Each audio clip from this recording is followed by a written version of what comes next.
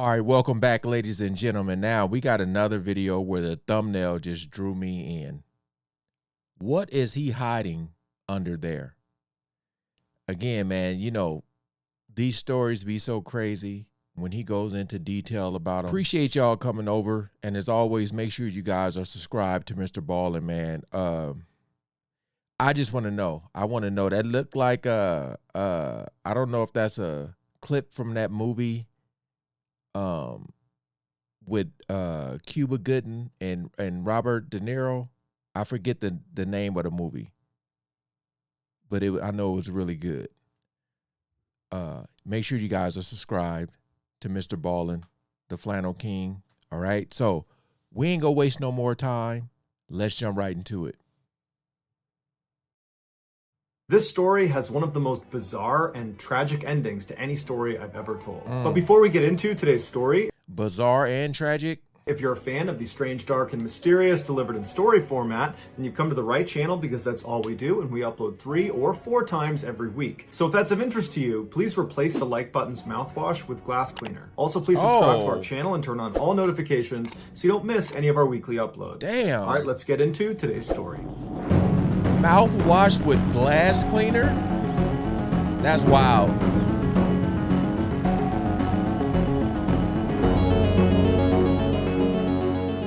In 2017, Daniel Beckwith was a 27-year-old genius hacker and prolific Bitcoin day trader. He was living in his modest childhood home in Bethesda, Maryland, with a multi-million-dollar fortune to his name. And he was hiding something major in his basement that, when it was discovered by authorities, he would be convicted of one of the rarest criminal charges in the American legal justice system. But to understand this story, we have to go back to the beginning. Right. Daniel was born in 1991 to his eccentric and brilliant parents, Linda and David. He would be their only child. David was a PhD and an accomplished opera singer that had trained under a famous French composer, and he had also performed at the White House. Linda was a Columbia Law School trained lawyer who at one time had been a government attorney, but she gave it up because she described it as a scummy profession, and she became a vocalist like her husband. When Daniel was just a toddler, he learned how to read, so it was clear he had unusually high intellect, which Linda guarded fiercely. She decided that public schools were not capable of teaching her son,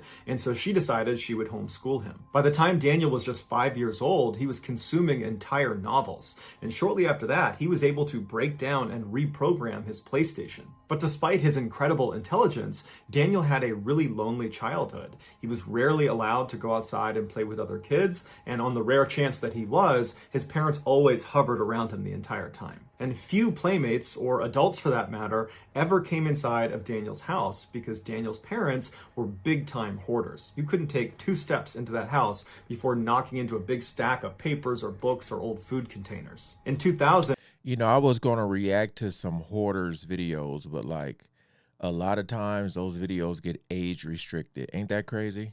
I guess it ain't, but before knocking into a big stack of papers or books or old food containers. In 2000, when Daniel was 9 years old, his father was diagnosed with Parkinson's disease, which left Linda, his mother, to take care of both of them. And in that time, Linda became obsessed with protecting their property. And so anytime anyone walked in front of their house, just near their property, she would run outside and yell at them until they ran away. But despite their eccentricities, it was clear to anybody that knew the Beckwith family that Linda and David just adored Daniel. They just could not give him any space. One neighbor recalled seeing the 3 Beckwiths out trick-or-treating one year, all wearing the same matching hamster outfits. And this was well into Daniel's teenage years. Daniel loved his parents, but it was in those later teenage years that he started to realize just how smothering they really were, and so he began looking for other places to connect with new people. And he found a new community on an online forum called 4chan. There, Daniel got to reinvent himself. He adopted this kind of tough guy, genius persona, where he bragged about finishing most of high school by the time he was 15, and that nowadays he just blows stuff up in his backyard to test his chemistry know-how. But over the years of posting on this channel, Daniel would occasionally let his guard down, and he would talk about something that was really close to him, that pervaded his thoughts at all times, and would ultimately be his downfall, and that was his extreme fear of death. Daniel's isolation looked like it might come to an end in 2010 when he enrolled at the University of Illinois to study computer science and electrical engineering. engineering. His parents dropped him off at the Amtrak train station with all of his stuff for college. They said their goodbyes. Daniel hopped on the train and he waved to them as they disappeared, and he likened that experience to being set free. It was the first time he was going to be without his parents for any amount of time. But unfortunately, after only being at school for a couple of months, he had to go right back home again because his mother was diagnosed with cancer, and she had hid it from Daniel. In fact, she had hid it from everyone and not even seen a doctor. A lot of and so people when do. Daniel got home, she was in really bad shape, and she passed away 2 weeks later. Including Daniel, only 3 people showed up for her funeral. And so Daniel, with his mismatched clothes and his pants that were too short, he gave his mother's eulogy, and in it, he just looked dazed, and he actually said, "I feel lost." And then shortly after Daniel went back to school, his father began declining rapidly from Parkinson's disease, and so Daniel had to put him into assisted living. And so living by himself at his apartment in college, Daniel was overcome with grief, and now more than ever, he was just terrified of death because now he had seen it up close with his mother, and he was watching his father wither away. And so he went back on 4chan and he began talking about taking a more defensive position against his own death. What that translated to is Daniel began researching what the most common killers were for people his age, and he discovered that car accidents were a big killer. And so he reinforced all the doors of his car with Kevlar plates, and anytime he drove it, he wore a Kevlar vest, which he believed protected him from blunt force trauma in the event of a crash. Knowing that cancer was a big killer, he went out and removed every mole on his body as a preventative measure. But what Daniel viewed as the biggest threat to his life was not something that statisticians would tell you is something people his age or people in his country should be worried about, and that was a nuclear attack on the United States. Daniel believed it was imminent. Daniel believed the only way he could protect himself was to build a proper fallout shelter, and because his mother had left him a multi-million-dollar trust fund, he had the means to construct one. And so he left college and went back to his home. He went down into the basement and he picked a spot right in the middle of the ground and he began digging. Over the next 2 years, Daniel spent part of his time living at college, being a really good student, and the other half of his time was spent living at his family home, hiring different contractors to come in and dig out this massive labyrinth of tunnels underneath his property. But in 2012, his schoolwork and his tunnel work had to come to a complete stop because he got in trouble with the law. Professors at Daniel's school began reporting that somebody was sneaking into their office, hacking into their computer, and then sending these really inappropriate and embarrassing emails to everybody in their contact list, which was primarily former and current students and faculty. And then whoever it was that was hacking their computer was then supergluing their door shut. After several months of investigating, the police finally got a suspect when students on campus said, yeah, Daniel Beckwith is actually a prolific hacker, and he just spoke at a hacker conference, so he seems like someone who would be capable of doing this. I thought most people that be hacking like that try to stay under the radar before they get caught. Like, what was that movie with Will Smith and Gene Hackman? Not Gene Hackman, but or is it Gene Hackman? I think so. No pun intended. I forgot, but y'all know what I'm talking about. I thought they tried to stay under the radar. It seemed like he was like proud and, to be like, yo, look at me, I'll be hacking.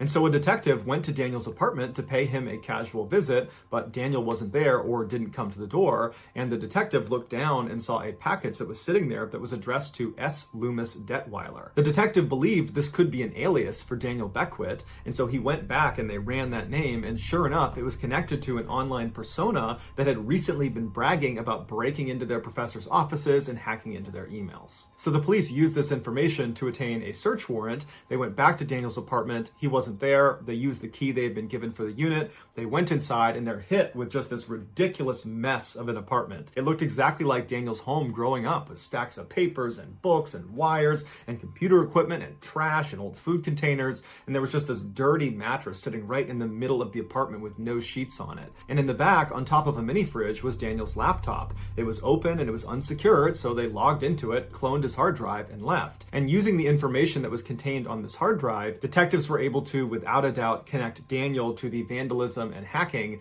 that had been taking place at his college. Daniel was arrested and charged with a number of serious felonies, but shortly before his trial, Daniel struck a plea deal and then immediately took to Reddit to tell the world that he fully expected the state governor to pardon him because he had made a number of significant contributions to his campaign.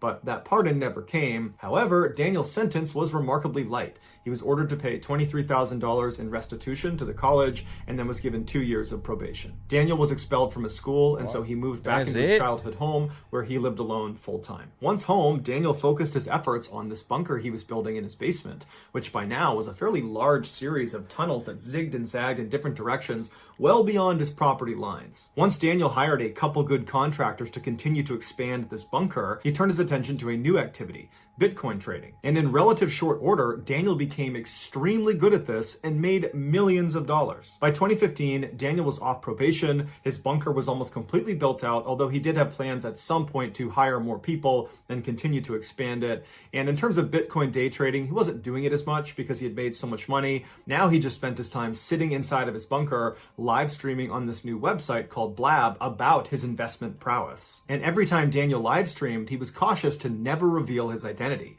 And so he used the username 3-Alarm Lamp Scooter, and he wore a large fire protection hood over his face. That's the thumbnail there.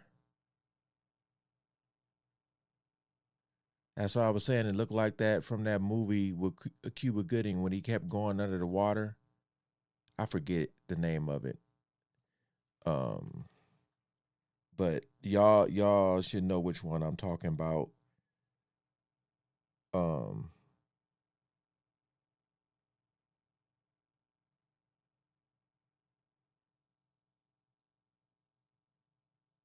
Men of Honor. That's what it was. That's what that, I mean, it reminded me of that. And he used a voice changer. Within his small but avid following on Blab, there was one 19-year-old named Askia Kafra who completely idolized Daniel, even though he only knew him as 3-Alarm. Askia was from a middle-class home, and he was the son of immigrants from Trinidad. He also lived only 15 minutes away from Daniel, but he didn't know that because Daniel never gave up where he lived because he was so obsessed with protecting himself against a potential nuclear attack. He just told people he lived in some underground bunker in the middle of Virginia somewhere. Askia longed to be successful and rich, which is part of the reason he idolized Daniel so much. When he was 18 years old, he received a $100,000 settlement for a lead poisoning case, and he for a second got to live the life of someone rich and famous, and he blew it immediately on expensive dinners and rented Mercedes and BMW cars, and once the money was all gone, he was certain— Sounds like your average damn rapper.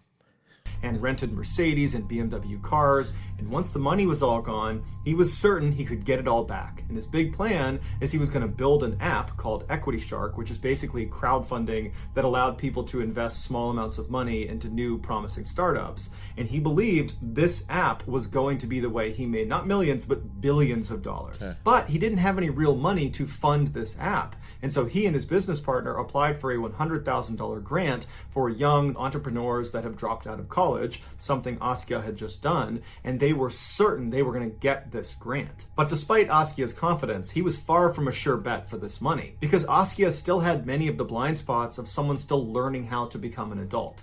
And one of his biggest blind spots was how quick he was to trust people. And so it was shortly after Askia and his business partner had applied for this $100,000 grant that Askia came across Daniel on Blab, and he was so taken with him, and he's got all this money, and he's so successful. And that's when Daniel told his followers that he was open to new investments. And so Askia, who wanted to get closer to Daniel and figured he could use some additional money because even when they got this $100,000 grant, they would need more money to build the business, he decided he would ask Daniel if he and his business partner could pitch him on Equity Shark. And Daniel agreed. And so in June of 2016, Askia and his business partner went to this hookah bar that was about 20 minutes away from Askia's home. And there they sat, waiting for 3-Alarm Lamp Scooter to walk through the door. And they didn't know what he was going to look like, because whenever they saw him on his live streams, he had that big fire protection hood on. But as soon as Daniel walked through the door, they immediately knew it was him, because he had this comically bulky shirt on where it was obvious he had a bulletproof vest on.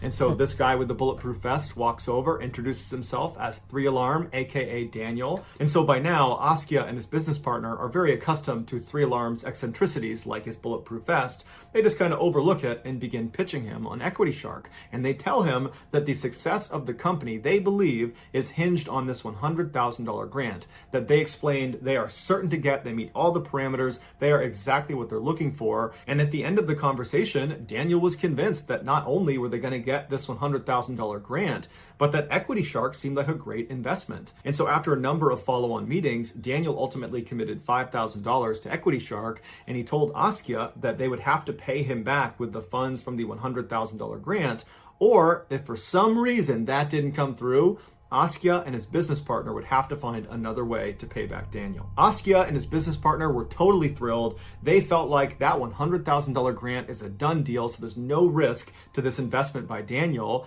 And shortly after they secured the $5,000, the manager of the $100,000 grant program called Askia and said, hey, you guys have made it to the second round of applicants. We need you to fly out to San Francisco and pitch your company to us. Okay. And so they're totally excited. They tell Daniel that everything's progressing exactly as they planned. And they fly out to the West Coast, but they book their flight to LAX, not to the airport in San Francisco. What? So they land 400 miles south of where they needed to be. And so they're cussing themselves for being so stupid about this. And they realize they can't even rent a car. They're not old enough to rent a car.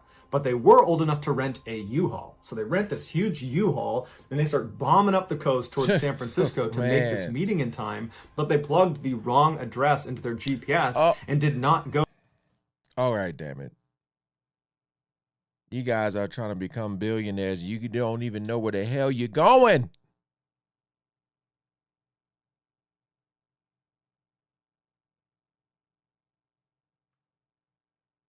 Damn. It's like I'm over here trying to root for these brothers, and you just make this meeting in time, but they plugged the wrong address into their GPS and did not go to the right building. They went in the opposite direction. And so by the time they finally got all the way back to the meeting place in San Francisco, it was too late, and the manager that was waiting for them was clearly upset about it and said, just go home, we'll be in touch by phone. Back home, Askia was totally embarrassed when he told Daniel about their botched trip, and he was convinced that they were not going to get the grant now because of how badly they had screwed up the meeting. And so Askia began asking Daniel if he would give them more money, because maybe if they use that additional money to bolster the app and make it more appealing, they will have a better chance at getting that $100,000 grant. Daniel eventually said he would commit more money, but Askia picked up that he was really hesitant and just seemed not to be very interested in Equity Shark anymore. And so Askia, hoping to stay in Daniel's good graces and wanting to make sure he was confident in this investment, he said, hey, let me do something for you. I heard on one of the channels online that you're looking to expand some of the tunnels inside of your bunker. Let me do that for you. Daniel, who was looking to expand his bunker, was eager to hire Askia, but he told him that if you're going to work for me, there's going to be heavy restrictions on how this goes, because it's a very secret location. I don't want this to leak out, where my bunker is, because as you know, there's going to be a nuclear attack on the United States any day, and my bunker is one of the only places that's going to be safe. Askia said that was totally fine. He would do whatever Daniel needed. So on January 28th, 2017, just after 2 a.m., Askia sat outside his house waiting for some car to come pick him up.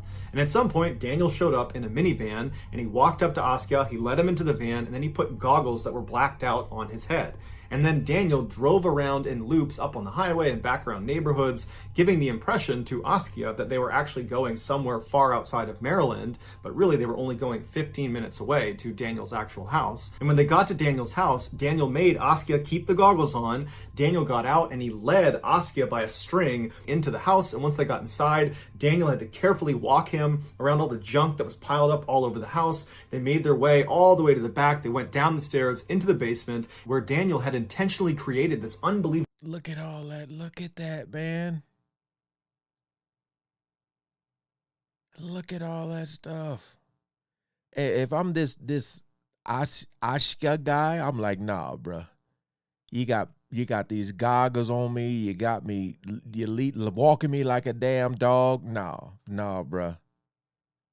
All the way to the back, they went down the stairs into the basement where Daniel had intentionally created this unbelievable maze all over the basement floor with chicken wire and stacks of bikes and books and more junk. Look at that. It was designed so anybody who was working inside of the tunnels, that even once they came out of the exit, wouldn't even know how to get out of the basement. And finally, after bringing Askia all the way through this maze, he stopped him right in front of this hole in the ground that was the entrance into the underground tunnels. And at that point, he told Askia to remove his goggles. Daniel told him to hop down and take a look. So Askia hopped down and he's looking around and he's seeing these massive tunnel systems pushing out in all directions, and all of it is extremely well lit. And he couldn't believe what he was looking at. And he's looking at Daniel like, how far does this go? And Daniel said, it's huge. It was at this point that Daniel handed down to Askia a pickaxe, a shovel, and a hard hat. And he explained to him that anytime you're in the tunnels, I'm going to have to cover over this hole because I can't even have you in the basement. It's too much of a security threat. Oh, no. Oh, no. Kind of see where this is going. I'm going to have to cover over this hole because I can't even have you in the basement. It's too much of a security threat for me. And in fact, I'd prefer it if you worked multiple days in a row because anytime you leave, we're going to have to do the whole blindfold thing. And so you should anticipate living in the tunnels for days at a stretch. But don't worry, there's a mattress down there, there's Wi-Fi, everything's well lit up, and there's a 5-gallon bucket if you need to go. That's where you use the bathroom at under there? Oh, Lord, I see a Home Depot bucket. Lord have mercy. Look at this, man. This is a real photo, y'all. He got tissue. He got damn tortilla shells, beer. Man. Mattress down there, there's Wi-Fi, everything's well lit up, and there's a 5-gallon bucket if you need to go to the bathroom. And so Askia, who trusted Daniel, didn't love this setup, but in a weird way, he was just kind of excited to be a part of this guy's life, this guy who he believed was just this really amazing person. And so over the following winter and spring, Askia would make the blindfold commute all the way to Daniel's house 15 minutes away, and then he would spend multiple days down in the tunnel chiseling away into these different tunnels that Daniel wanted expanded. But as well as it was going working for Daniel, Askia was dealt some bad news at the end of the spring when it turned out Equity Shark was turned down for that $100,000 grant. Askia was surprised, he was crushed, and he now knew he would have to pay back that $5,000 that Daniel had invested in Equity Shark because he wasn't getting it from the $100,000 anymore. And so he asked Daniel if he could increase his hours in the tunnel to try to pay back that debt. Daniel agreed, and so on September 10th, Askia was back at Daniel's house, and he was down inside the tunnels in one of the lowest sections that required squeezing through a very narrow section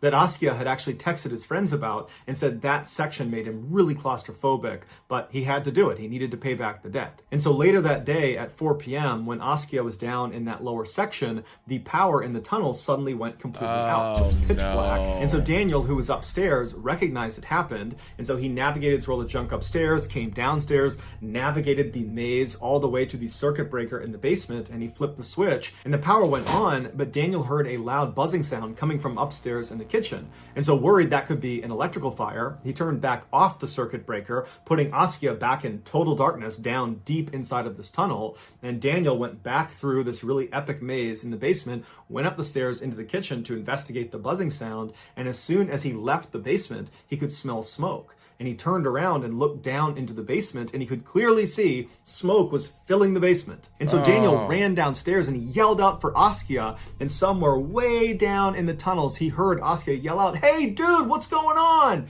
And Daniel's like, "Come on, you gotta get out of there." But he was totally overcome with smoke, and Daniel had to run back upstairs, ran outside, he caught his breath, and then he charged back into the house, down into the basement. But as soon as he got to the bottom of the stairs, he didn't see Askia, but he saw flames leaping out of the entrance into the tunnels. And he knew Askia was down there, and he's screaming for Askia to get out, but he didn't hear from him. And at some point, Daniel just had to turn around and leave because he was totally overcome with the heat and the smoke. A neighbor saw Daniel come running out. They saw the smoke coming out of his house, and so they called 911. And so while Daniel paced outside screaming for Askia, Askia is down in total darkness. There's smoke filling up the tunnels, and he began making his way across that very tight section. But once he got out of there, he had no idea where to go because this tunnel system was huge and all the power was out, so it's pitch black, and there's smoke inside of the tunnel. And so he desperately starts crawling all over the tunnel. He's hitting dead ends, and finally, miraculously, he makes it to the exit of the tunnels. Everything around him is on fire.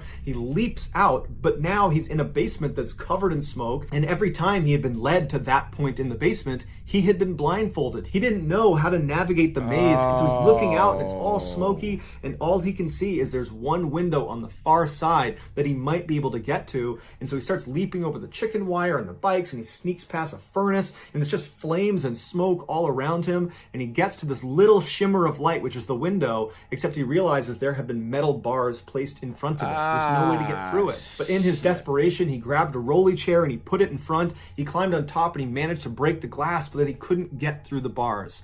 And eventually, after a number of agonizing minutes, he fell backwards and was consumed by the flames. After the fire was finally put out and Askia's body was finally found inside of the basement underneath that window, investigators didn't understand how Askia couldn't have gotten out of the basement, and Daniel tried to lie about it and say, oh, well, he might have been asleep, that's his bachelor pad down there. But eventually, as investigators were looking for the cause of the fire, they uncovered the entrance to this massive tunnel system. And that's when they realized Daniel had put Askia effectively into a death trap. When the fire started, Askia was at the bottom of this tunnel system, and so he had to navigate all the way back up to the top, killing all this precious time as the fire grows. And then he finally got into the basement, and there's flames everywhere, but he has no idea how to navigate the maze Daniel had made down there. And so he managed to get to the window because it was the only thing he could see, but of course Daniel had put bars in front of it, and so Askia had nowhere else to go, and he just died. The investigators would point out that where he died, he was only 2 steps away from almost certain safety. He just didn't know it. After an 8-month investigation, prosecutors charged Daniel